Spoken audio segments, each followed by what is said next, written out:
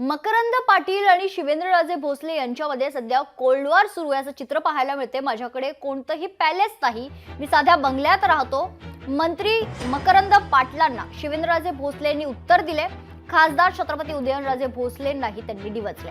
राज्याचे मदत आणि पुनर्वसन मंत्री मकरंद पाटलांना साताऱ्यात माझा कुठला पॅलेस दिसला, साताऱ्यामध्ये मला माहिती नाही, मी छोट्या बंगल्यात राहतो असं म्हणत राज्याचे सार्वजनिक बांधकाम मंत्री छत्रपती शिवेंद्रराजे भोसले यांनी साताऱ्याचे खासदार छत्रपती उदयनराजे भोसलेंना डिवचले।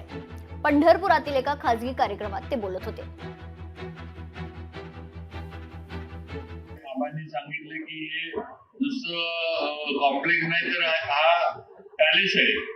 आता म्हणजे आबांचा पॅलेस आहे बरोबर आहे, ती माझ्याकडं मकरंद आबा घसरली की बाबाराजांचा पण पॅलेस आहे, पण तुम्हाला माहित आहे माझा छोटासा बंगला आहे, माझा काही पॅलेस नाही।